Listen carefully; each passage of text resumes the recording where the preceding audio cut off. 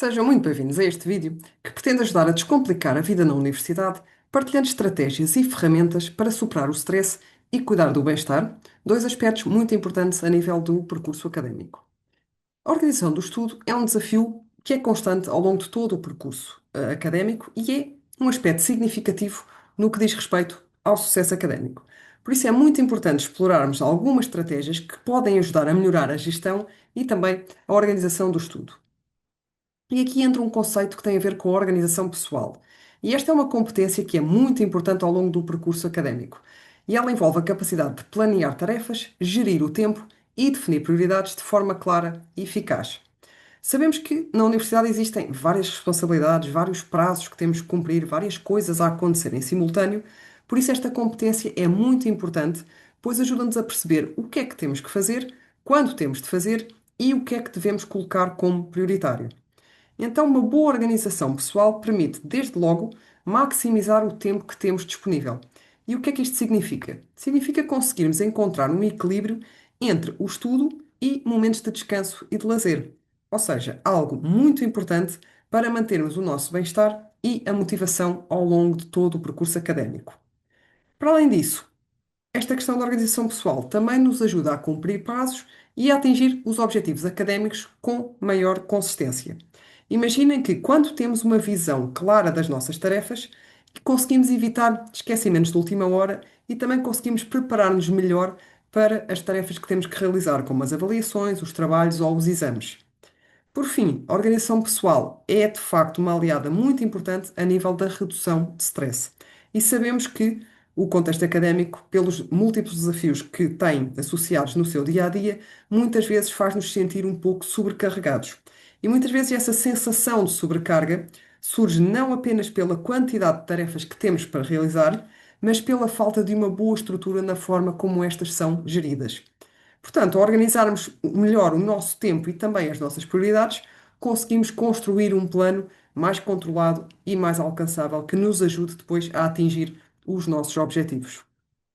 E para melhorar a nossa organização pessoal, existem algumas estratégias simples, mas que podem ser muito eficazes. Uma delas tem a ver com o uso de agendas ou planners. E estas ferramentas ajudam a visualizar tarefas, prazos, compromissos, o que nos permite uma melhor gestão ao nível do tempo no nosso dia a dia. Uma outra estratégia importante é saber priorizar, e um exemplo de uma estratégia tem a ver com a matriz de Eisenhower, que nos ajuda a organizar as tarefas consoante a sua urgência e a sua importância, e que nos ajuda também a focar no que realmente temos para fazer primeiro, ou seja, tem a ver com a questão do estabelecimento também de prioridades. Então, tentem visualizar esta matriz de Eisenhower como uma tabela composta por quatro quadrantes. De um lado, vamos ter o que é urgente e o que não é urgente, e do outro, o que é importante e o que não é importante. Portanto, no quadrante urgente e importante, temos, por exemplo, um trabalho com o prazo para amanhã ou um exame ou uma frequência que temos também para amanhã. Isto são tarefas, que exigem da nossa parte uma ação imediata, portanto, são importantes e também são urgentes.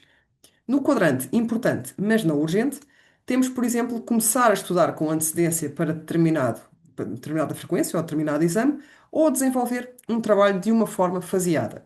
Então, estas tarefas ajudam-nos a evitar o stress e ajudam-nos a obter melhores resultados, porque, apesar de serem importantes, não são urgentes e permitem um planeamento, de forma faseada para que possamos depois conseguir ir de encontro aos nossos objetivos.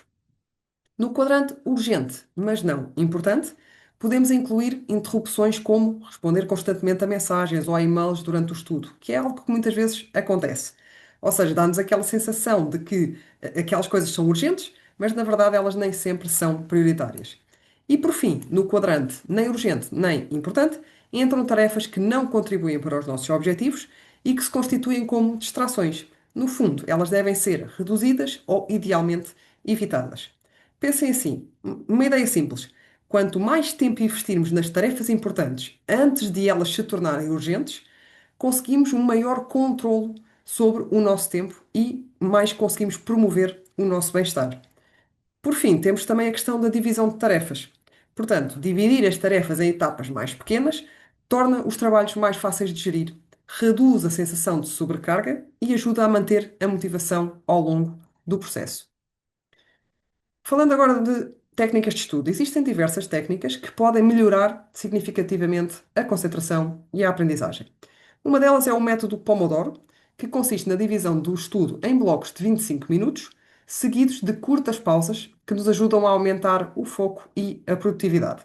Então, de uma forma muito simples, a ideia é configurar o cronómetro para 25 minutos, trabalhar até o cronómetro tocar, depois fazer uma pausa de 5 minutos e, após 4 ciclos, ou seja, 4 blocos de 25 minutos, fazer uma pausa maior, de 15 a 30 minutos. Esta técnica ajuda-nos a manter a concentração, ajuda-nos também a combater a questão da procrastinação e a melhorar a eficiência ao dividir o estudo em segmentos mais pequenos. Uma outra técnica tem a ver com a revisão espaçada, que consiste em quê? Em distribuir a revisão da matéria ao longo do tempo.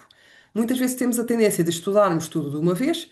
Aqui a ideia é ir reforçando o conteúdo em diferentes momentos, o que nos ajuda a reter os conteúdos de que estamos a estudar.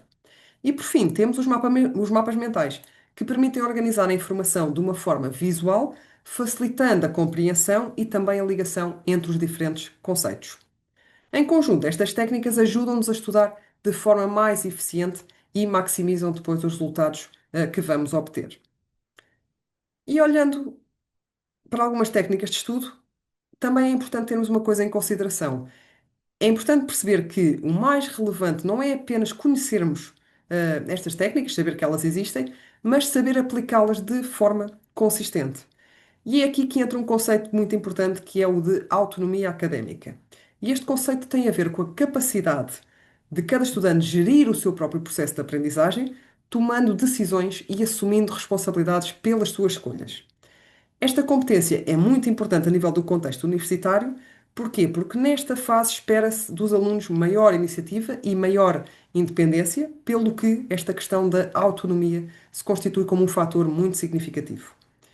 E o desenvolvimento da autonomia contribui então para uma maior motivação intrínseca. Porquê? Porque o estudante passa a envolver-se mais ativamente no seu percurso académico.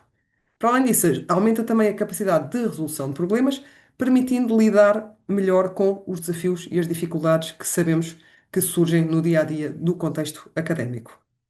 E, em consequência, o que é que faz? Proporciona um maior controlo sobre o próprio percurso académico, tornando a experiência mais consciente e também mais direcionada. Então, depois de percebermos a importância da autonomia académica, é muito importante também percebermos como é que a podemos desenvolver de uma forma prática e consistente.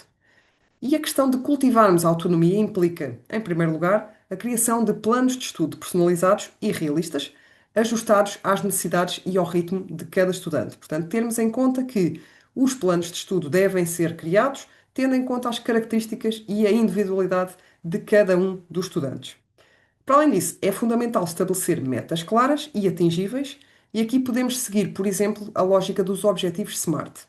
E esta lógica ajuda-nos a definir metas de uma maneira mais clara e eficaz, aumentando a probabilidade de efetivamente serem alcançadas. E SMART é um acrónimo que significa, em primeiro lugar, que os objetivos devem ser específicos, ou seja, devem ser formulados de forma clara, detalhada e concreta e referir-se a um determinado resultado que pretendemos alcançar. Devem também ser mensuráveis, portanto, devem ser elaborados de forma a permitir a sua medição, possibilitando a avaliação do seu progresso. Devem ser também orientados para a ação, e isto significa que as ações necessárias para atingir os objetivos devem ser claras, devem ser realistas, ou seja, sim, os objetivos devem ser desafiantes, mas também realistas, ou seja, realistas, razoáveis, de forma a que sejam elaborados, de maneira que possibilite serem concretizados com os recursos disponíveis e no tempo proposto. E por último, temporais, ou seja, deve ser estabelecido um prazo realista e mensurável para a concretização dos objetivos, de acordo com a quantidade de trabalho que temos para realizar. Ao utilizarmos este modelo, é possível organizarmos melhor o trabalho e mantermos o nosso foco no que realmente precisamos de alcançar. Um outro aspecto central, é a metacognição, ou seja, a capacidade de refletir sobre o próprio desempenho, identificar dificuldades e adaptar os métodos de estudo sempre que necessário. E aqui lembra-se daquela questão de escolhermos os métodos de estudo, irmos experimentando e termos atenção à nossa individualidade, portanto, muitas vezes é preciso ajustar e é normal fazê-lo à medida que vai sendo necessário ao longo do nosso percurso académico. Assim, tenham em mente que o desenvolvimento destas competências ajudam os estudantes a tornarem-se mais conscientes, mais estratégicos e mais eficazes no seu processo de aprendizagem. Associado a este conceito de autonomia académica, surge o de responsabilidade académica, que se refere aqui à capacidade de assumir a responsabilidade pelas tarefas e também pelos compromissos académicos. Isto implica o quê? Cumprir prazos, ou seja, garantir a entrega atempada de trabalhos e de tarefas, participar ativamente nas aulas e nas diferentes atividades académicas e também ter a iniciativa de procurar ajuda sempre que for necessário. E este é um ponto bastante importante. Portanto, esta postura responsável contribui para um percurso mais organizado, mais eficaz e que conduz a melhores resultados. As exigências associadas ao percurso académico podem efetivamente conduzir a situações de stress. Por isso é muito importante aprendermos a lidar com as pressões do dia a dia de forma saudável, preservando a nossa saúde mental e a motivação ao longo do tempo e do processo académico. Portanto, superar o stress e cuidar do bem-estar são dois aspectos fundamentais para conseguirmos manter um percurso académico equilibrado e também consistente. Então, em que é que consiste o stress? O stress é uma reação psicofisiológica, cognitiva, emocional e comportamental a um estímulo ou a um acontecimento que perturba o equilíbrio dos indivíduos. Ou seja, o stress pode definir-se como o quê? Como um desequilíbrio que é real ou percebido entre aquelas que são as exigências das circunstâncias e do meio, no qual a pessoa está inserida e a sua capacidade de mobilização de recursos e de adaptação a essas mesmas exigências. E, posto esta situação pode surgir a nível do desenvolvimento do stress, temos também que pensar nas técnicas de gestão de stress. E a gestão de stress corresponde aqui à capacidade de lidar com as tensões e pressões dos diversos contextos de uma forma saudável e equilibrada. E especificamente no contexto académico, o stress pode surgir em diversas situações. Pode surgir, por exemplo, devido às exigências relacionadas com os prazos, à ansiedade relacionada com as avaliações e à dificuldade em conciliar o estudo com a vida pessoal. Portanto, desenvolver estratégias de gestão de stress é muito importante para alcançar um melhor equilíbrio e também um melhor bem-estar a nível psicossocial, aumentar a concentração e assegurar um desempenho mais estável e consistente ao longo de todo o percurso académico. Existem várias estratégias que nos ajudam a gerir o stress. Destacamos o mindfulness, que é a prática da atenção plena, que consiste no quê? Em focar a mente no momento presente, observando pensamentos e sensações, mas sem os julgar.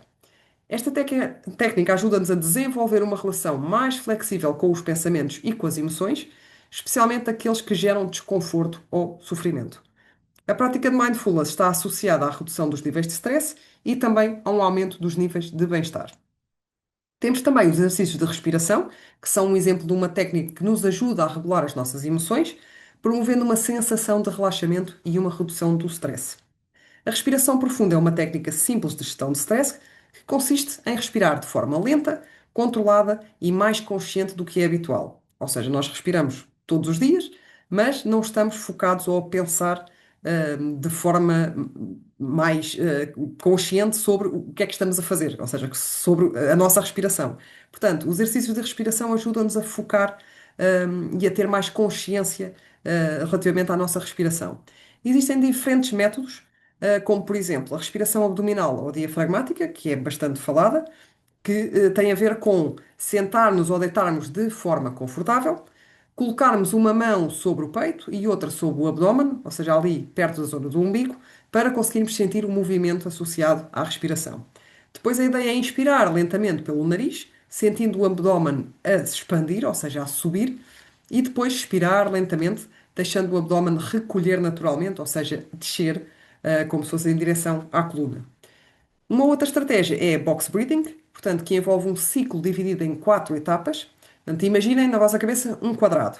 Portanto, seguindo as linhas do quadrado, devem inspirar, depois suster a respiração, expirar e voltar a suster a respiração. Todas estas fases do quadrado durante 4 segundos.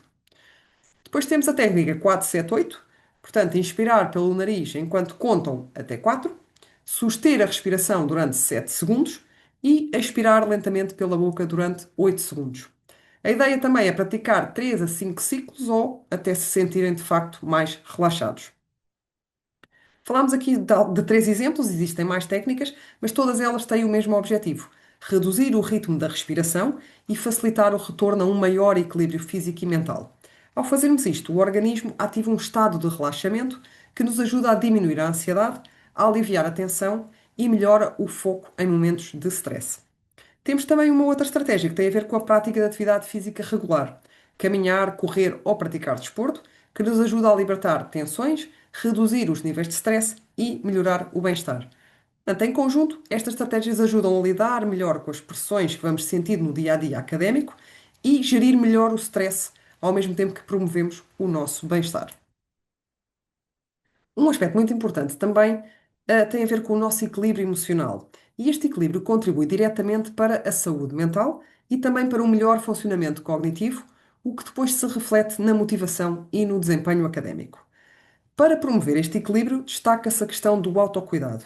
O autocuidado inclui práticas diárias fundamentais, como manter uma boa alimentação, respeitar uma rotina organizada, garantir uma boa qualidade de sono, praticar exercício físico e investir na questão das ligações ou relações sociais saudáveis. Ou seja, todos estes fatores que promovem um equilíbrio físico e psicológico. Temos também a questão da resiliência, igualmente essencial, que se constitui com uma capacidade de enfrentar dificuldades, de se adaptar a mudanças e também de recuperar de situações adversas de uma forma mais positiva e eficaz, permitindo manter um equilíbrio emocional mesmo perante situações de stress. E a resiliência pode ser fortalecida através de várias estratégias. Uma delas é o autoconhecimento, que envolve refletir sobre os próprios sentimentos, pensamentos e comportamentos, permitindo uma melhor compreensão sobre as reações perante os desafios. Uma outra estratégia é redefinir os desafios, ou seja, em que é que isto consiste? Procurar encarar os obstáculos não como algo que não vamos conseguir ultrapassar, mas sim como uma oportunidade de aprendizagem e de crescimento pessoal. E por fim, o suporte social desempenha um papel fundamental, sendo importante mantermos uma rede de apoio sólida, composta por amigos, familiares, colegas, que contribui para o apoio emocional e para uma maior capacidade de adaptação a situações adversas e desafiantes.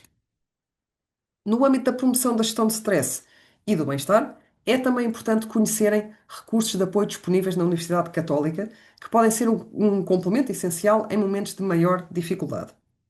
Os serviços de apoio psicológico oferecem apoio profissional para lidar com questões emocionais e psicológicas, ajudando a promover o equilíbrio psicossocial e o bem-estar. Existem também os programas de mentoria e tutoria, que apoiam os estudantes na gestão do seu percurso académico, facilitando a adaptação e a organização do estudo. Na sede de Lisboa, destaca-se o Gabinete Proteus, direcionado para questões académicas como gestão de tempo, métodos de estudo e desenvolvimento de outras competências que são essenciais para o sucesso académico. No Porto, a Unidade para o Desenvolvimento Integral da Pessoa, uma área que promove oportunidades de ser mais, especialmente para a comunidade interna. Em conclusão, a organização pessoal, a autonomia e a responsabilidade académica, juntamente com a gestão emocional e o bem-estar psicológico, são efetivamente fatores muito importantes para o sucesso académico. Pensem que, quando os estudantes conseguem planear e gerir as suas tarefas de forma mais eficaz, tendem a melhorar o seu desempenho e a lidar melhor com aquelas que são as diferentes e diversas exigências académicas. Ao mesmo tempo, lembre-se do conceito de equilíbrio emocional, que ajuda a reforçar a resiliência, permitindo enfrentar dificuldades e superar obstáculos com mais ou com maior estabilidade. Estes elementos em conjunto contribuem para quê? Não só para melhores resultados académicos, mas também para um maior bem-estar e um melhor desenvolvimento pessoal ao longo do percurso universitário. E assim chegamos ao final deste vídeo. Muito obrigada por nos acompanharem.